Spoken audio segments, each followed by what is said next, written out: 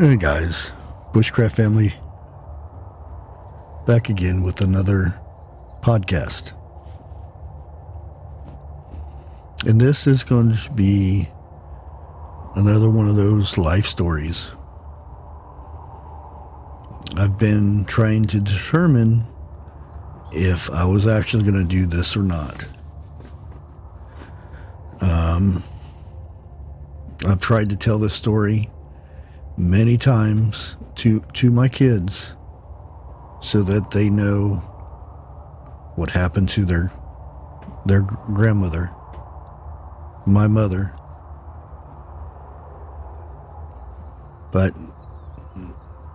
I could never tell them. It was just too hard for me to get it out. So you have to understand this is going to be really hard for me to talk about. But hopefully this gets out there. That way I have a record. Because I'm the last in the line of who knows what happened to my mother. She was brutally murdered when I was just a little over 2 years old. And again, the main reason that I am doing these podcasts is to have a record of something that I can leave behind in case my kids, my grandkids, ever want to know what kind of person I was,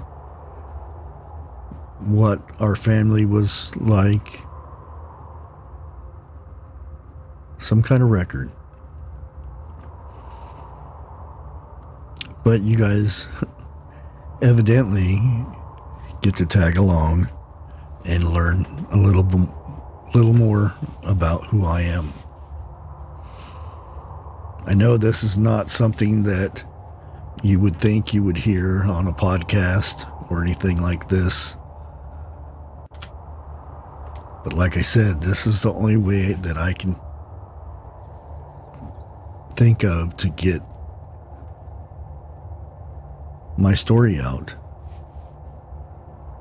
Some way for my kids to know what really happened to my mother. Because like I said, after I'm gone, the story ends.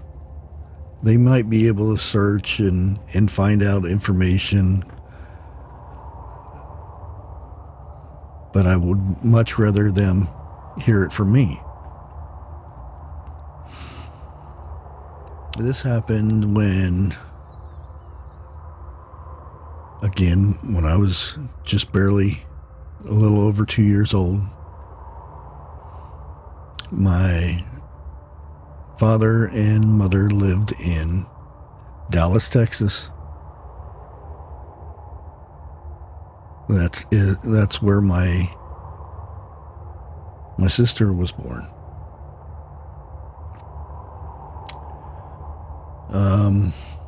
At the time, my dad, he worked for a church. He was a custodian. He mowed grass. He mopped the floors, did little odd jobs and whatnot, which paid for our rent. That the church owned a home not too far from the church. It was a nice little 2-bedroom house. I still remember the strange red brick linoleum floor. It's weird how you remember some odd details of your life. Some of the things that you remember. But I also remember us driving around to make extra money. My dad sold Amway. Amway was,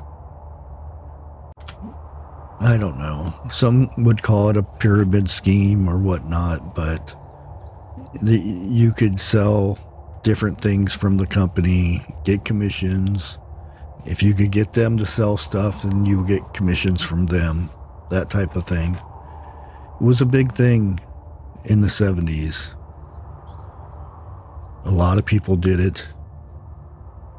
You carried around a big old case and it had different things in there, and you could sign people up, whatnot. And my dad, he was a very good salesman. The thing was, he was also teaching my mother how to be a salesperson. Because, believe it or not, at that time, women stayed home most of the time and did, housewife stuff. Clean the house, take care of the kids and whatnot. And it was so much better for another woman to sell something to another woman than it was for a strange guy to try to sell something. So they switched back and forth. One would stay in the car and take care of me and my sister. The other would go door to door. Well, one August day, it was my mother's turn to try to sell. We all sat in the car waiting for my mother. But we waited, but she never returned. My dad ended up going door to door, carrying my sister and me, trying to find which house that my mother might be at, or that maybe she got lost down the street. When he didn't have any luck, he called the police and told them that she had gone missing selling Amway door to door.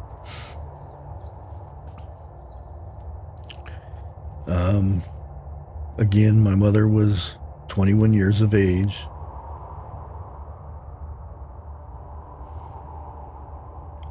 She had on a floral dress,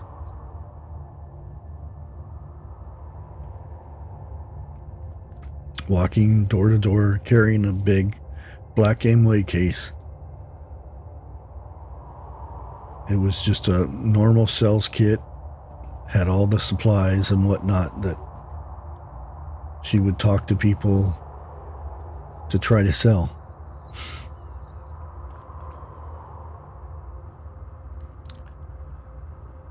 The next day, around 11 o'clock, they found my mother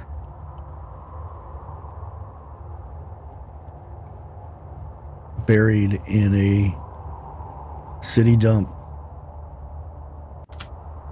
in a lawnmower box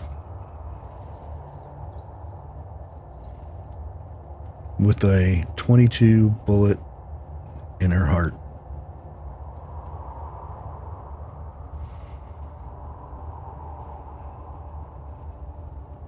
This was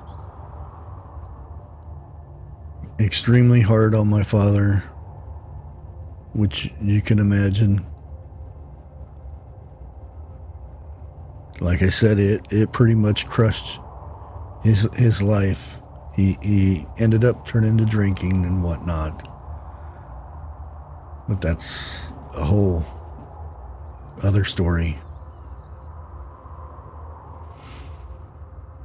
The next thing that happened is the police decided to do a door-to-door search on her last whereabouts and her movements. The last place that she was seen was at Miss Tilly's place. She heard a knock on the door, but by the time that she got away from her household chores to reach the door, the young lady with dark shoulder-length hair and wearing a flower dress, carrying a black kit, was already at the end of the walkway.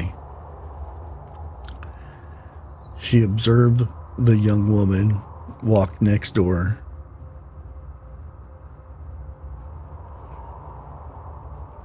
and that was the end of that.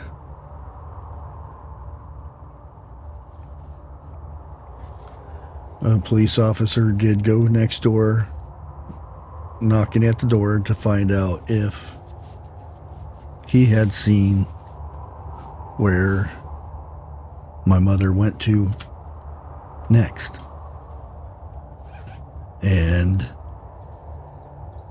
the guy said that she had been there, but he didn't want anything that she was selling, and she moved on.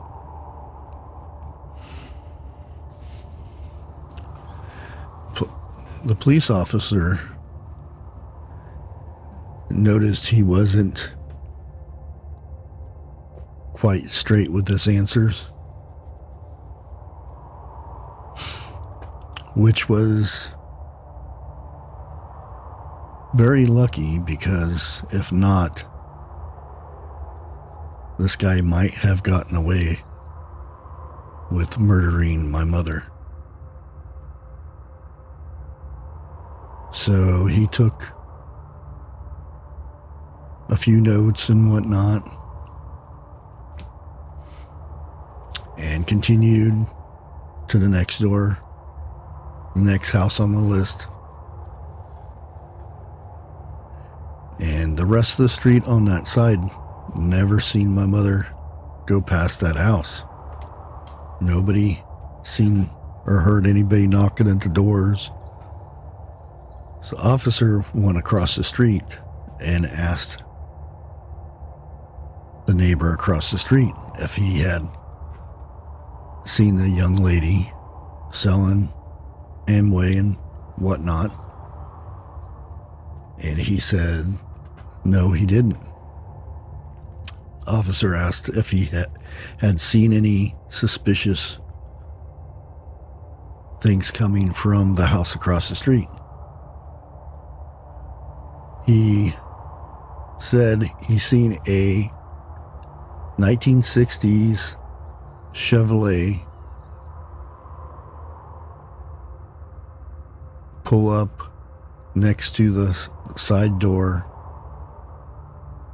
and shove something into the side of the door,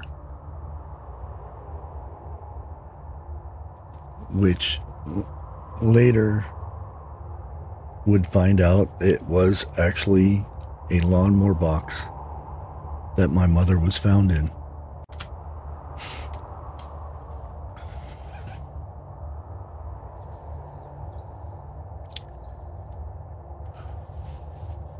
The officer went back over to the last place my mother was found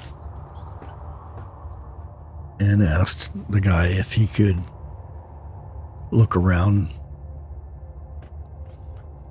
his house. He replied and said, "Go ahead and knock yourself out. I have nothing to hide."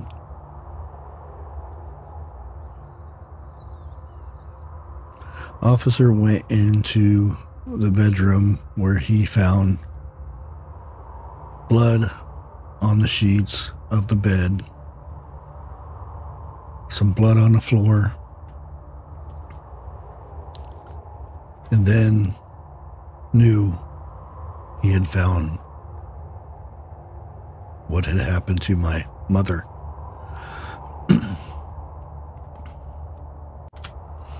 He was then arrested,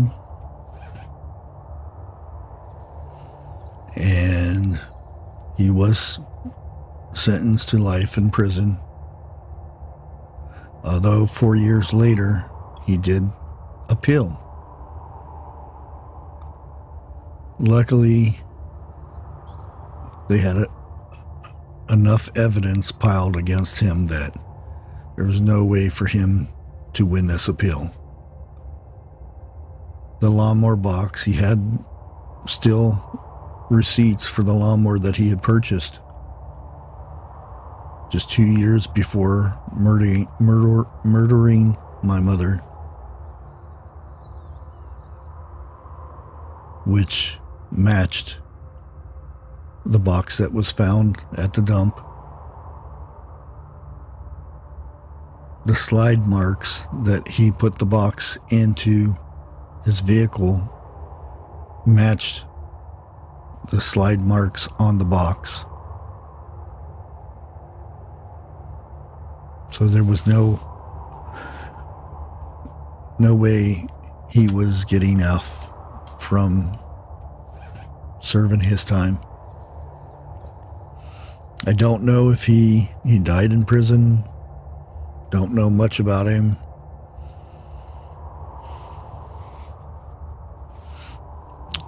Instead of getting rid of the .22 revolver that he used to shoot my mother in the heart, he gave it to his mother to hold on to, which the police found.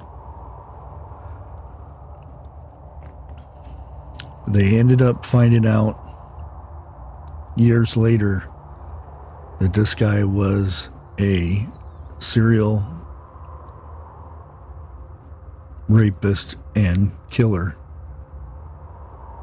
that he had been doing this for almost 20 years.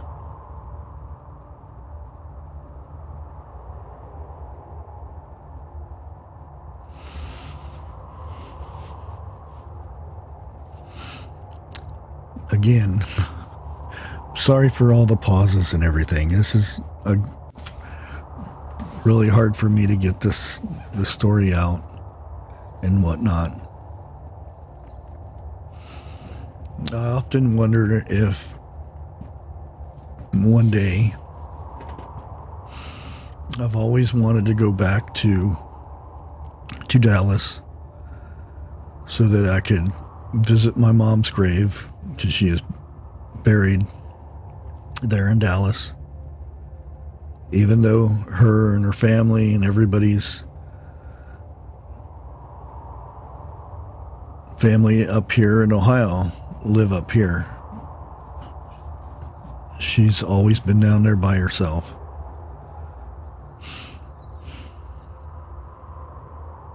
But I've always wanted to go one day before I pass to visit her grave. There's not a day goes by that I don't think about her. Even though I only knew her for a little while. It's just something that sticks with you. You hear all these stories about other kids with their mothers and how close they are with their moms. And growing up, I never had that. I've had stepmoms, some very mean ones.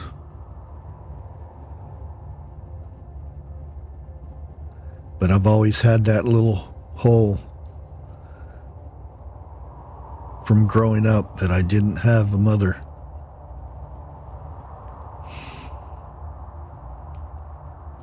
And hopefully one day my kids will listen to this and know that they would have had a wonderful grandmother and great-grandmother.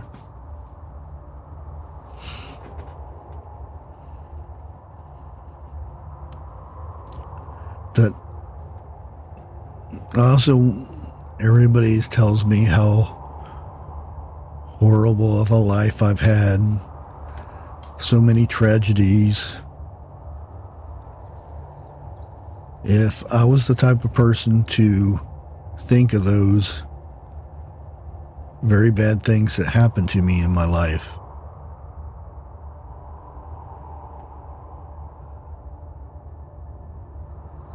I think that would consume me. Over the years, I've learned to draw strength off of the tragedies that I've had in my life.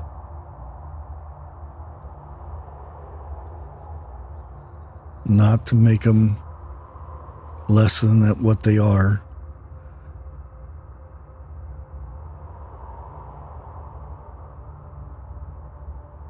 but hopefully it has made me a better person.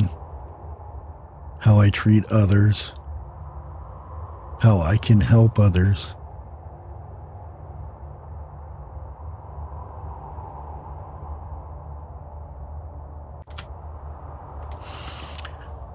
But this is the end of the story. This is about as much as I'm going to get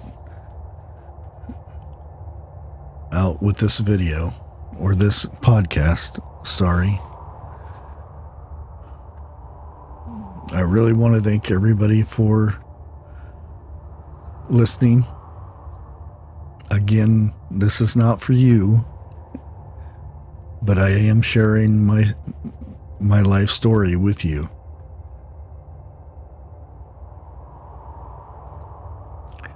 Like always, guys, God bless.